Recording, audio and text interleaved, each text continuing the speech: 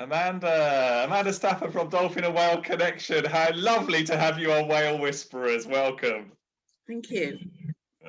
Well, I know, Amanda, you and I've worked together over the years, particularly in the Azores, and I know you've spent a lot of time running your own business and also guiding various clients in some of the world's most spectacular oceans for whales and dolphins. And I would love to hear one of your stories. What have you got for us?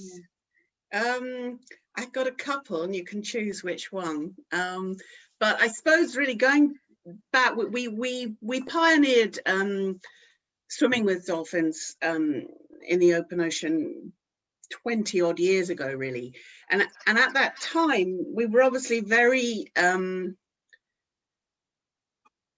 aware that we had to do this with the maximum responsibility and safety. And so we developed lots of protocols, best practice and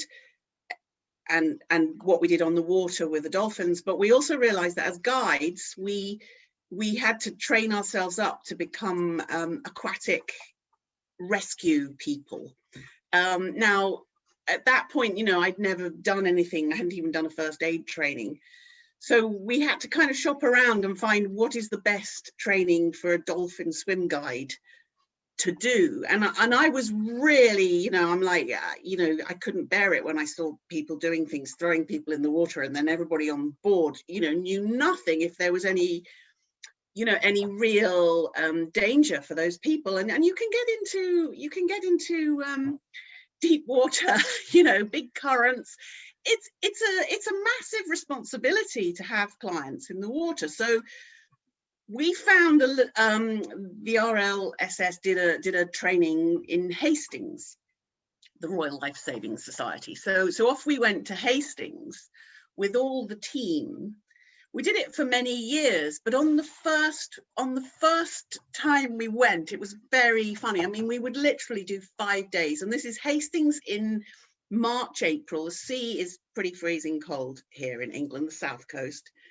So we were all, in our wetsuits and in whatever. We did lots of preparation in the classroom, and then it was time to go and rescue an unconscious casualty. The unconscious casualty was obviously an actor who was in the water pretending to be unconscious. So I, in my wetsuit with my torpedo buoy, did a kind of a Baywatch type running out into the Hastings Bay, swimming actually. I ran initially on the stones, and then I swam out to rescue the unconscious casualty.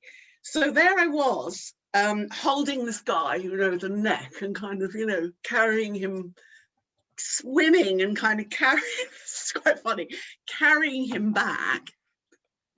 At which point a huge wave came up. The wave took me under. Now, when you're caught in a wave, as many wondrous people who might be watching this know, you can kind of roll. I mean, a wave is quite a fierce thing.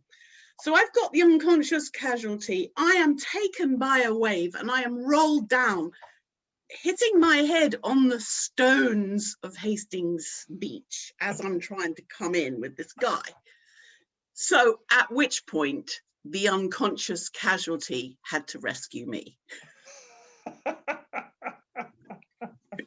So I was carried out to the shore, feeling terribly confused, very, very strange.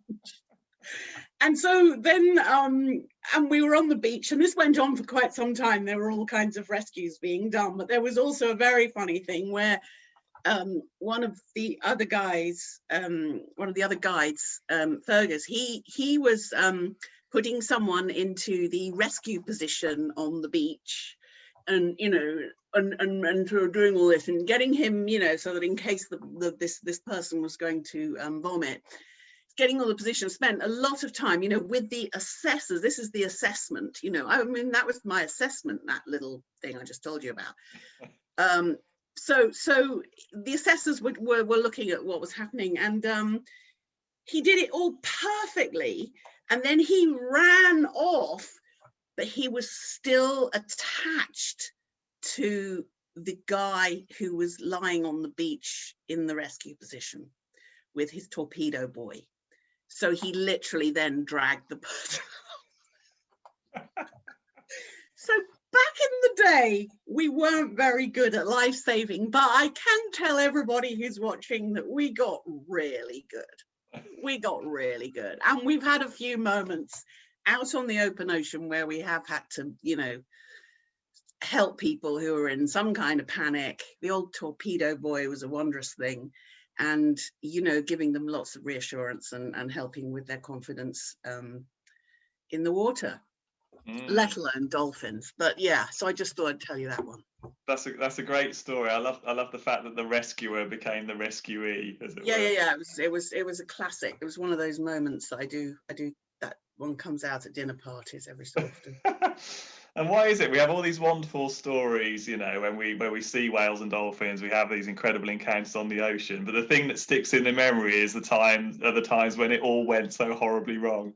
Yeah, it did. But it was great, you know, and we got lots of our guides. We did trainings for all of our guides, and you know, we had the skippers and the assistant skipper on the boats. You know, we made sure everybody really knew what they were doing, and there's just so many levels really of training and awareness, but that real kind of safety for the guests, it was a very good feeling.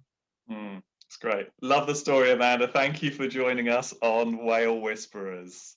Pleasure, Dylan.